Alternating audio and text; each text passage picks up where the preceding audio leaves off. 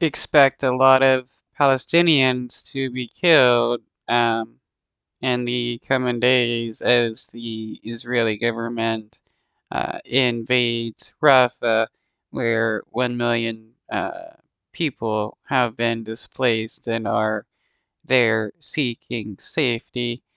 Uh, the United States, their biggest ally, has told them not to do this ground offensive.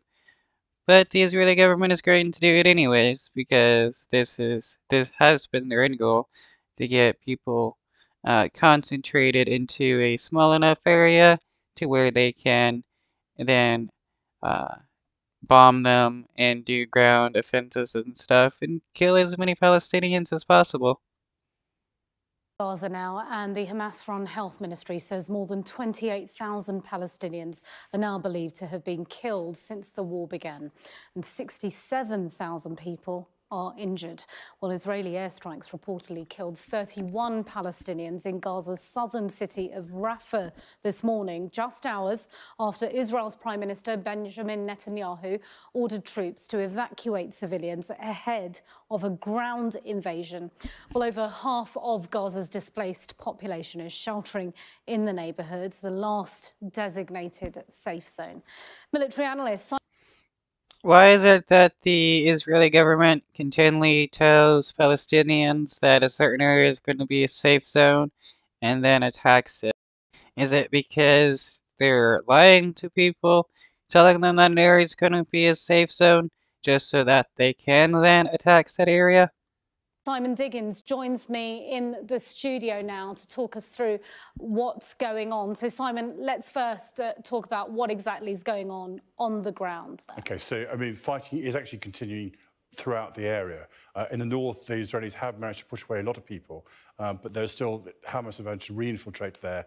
Same happened down in Khan Yunis, and there was an attack yesterday, took place near a hospital. But the main effort now and the main interest is what's going to happen down in the south itself. As the report said, a very large percentage of the population, some 1 million people, equivalent size of town of Birmingham, have actually moved down into the Rafah area, and that's where they are at the moment. And Israel's saying there are 4 Hamas battalions in and amongst all of this, which they intend to destroy, but they've also then got to deal with the issue of what they do with the over 1 million. Yeah, the excuse by the Israeli government is Hamas, Hamas, Hamas.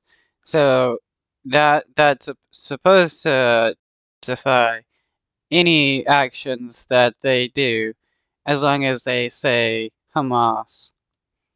Million people who are now refugees in and around this. And you can see here from this film of what we've got in Rafah just how crowded it is. Every single room that's available has been used.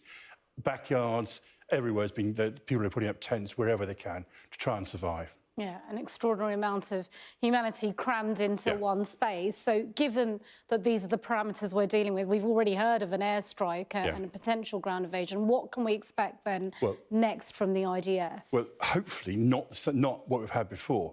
You know, we've had over 100,000 casualties that have been created from their previous efforts from there. And with the sheer density of people in this area here, if they continued in that kind of vein, you'd have something which would be some kind of a catastrophe from there. They've been given very clear orders by Netanyahu that they have to have a plan for evacuation and a plan for dealing with them at the same time. But it's very hard to see how they're going to do that, because the only one place they could reasonably go would be over the border into Egypt, which of course is very close to the border with Egypt, Rafah. And the Egyptians have also been very clear that they're not going to allow people to cross the border into that area as well.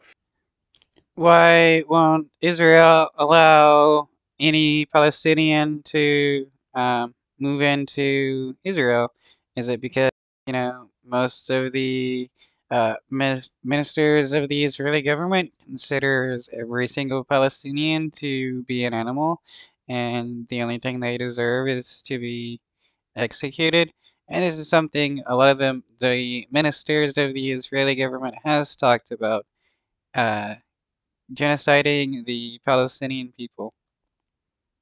So we've got this very large number of people trapped in here. The Israelis have currently been given this mission. You are to destroy these Hamas battalions there, and a lot of people who are in grave danger if the Israelis conduct an offensive in the same way as they conducted the attacks further north and further